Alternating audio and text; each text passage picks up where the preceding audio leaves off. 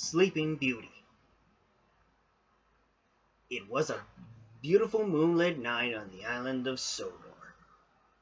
The day's work was done, and all the engines puffed safely home. "Thomas," whispered Percy, "will you tell us the end of the story?" "You mean the one about Duke, the lost engine I told you about?" asked Thomas thoughtfully. "Exactly," said Toby. "But," added Daisy, "please remind us of the story so far." So Thomas began, and here's the rest of the story he told. Duke was old and lived with two young engines called Stewart and Falcon. They teased Duke and called him Grandpuff, but they were happy together.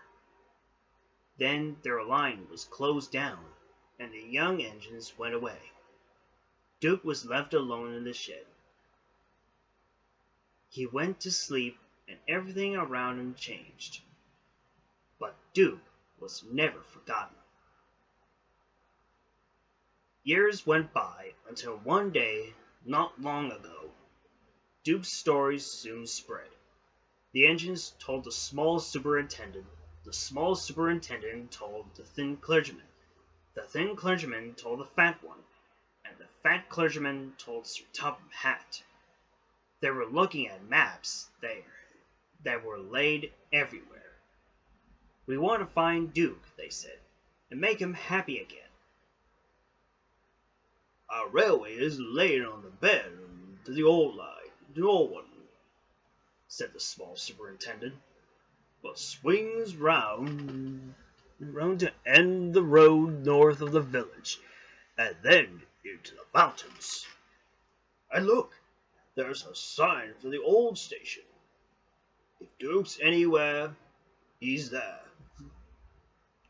After that, they arrived at the small railway to see the three small engines, Rex, Bert, and Mike, in their shed. Are you writing another book, sir?" asked Bert. "Yes," said the thin clergyman, "but not about you." The small engines were dismayed. "Cheer up," he went on. "It's about a nice old engine who was lost. But if you're all good, the artist might put you in the pictures." "Why, thank you, sir," said the engines. They were told everything about Duke, Falcon, and Stewart, and sighed sympathetically. "Now, who will volunteer to take us on the search for Duke?"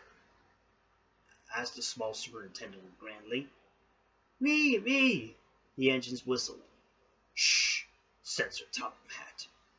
Then the small superintendent chose Bert. "I'd be honored, sir," said Bert excitedly. Everyone spent days and days in the old station. They came up every mountain on Bert's train.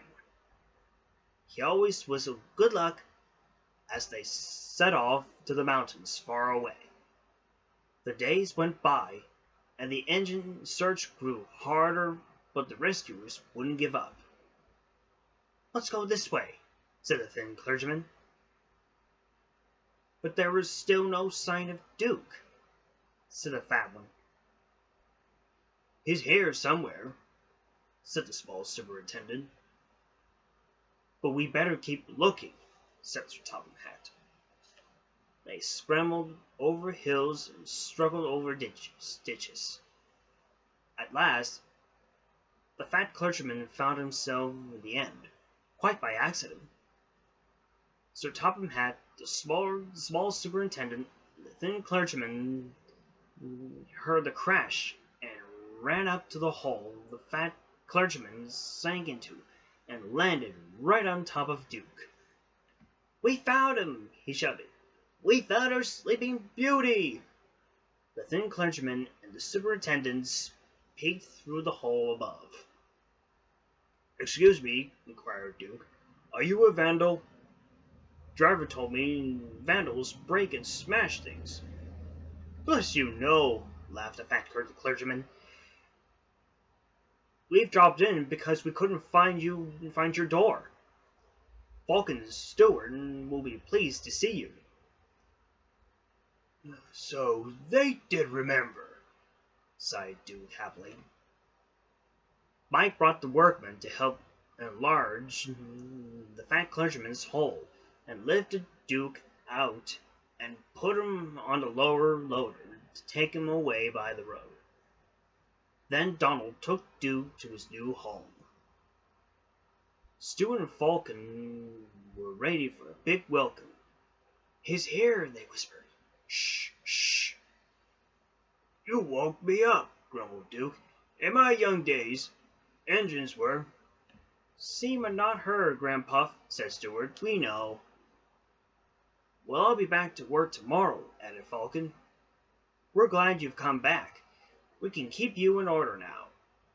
"Keep me in order," scowled Duke. "Be off with you." "Impudent scallywags," he murmured. But his old eyes twinkled, and for the first time in years he smiled as he dozed in the sun. "And that," said Thomas, "is the whole story. Did you like it?" "Yes, indeed," agreed the engines and coaches, "especially the happy ending." And soon they were all asleep too.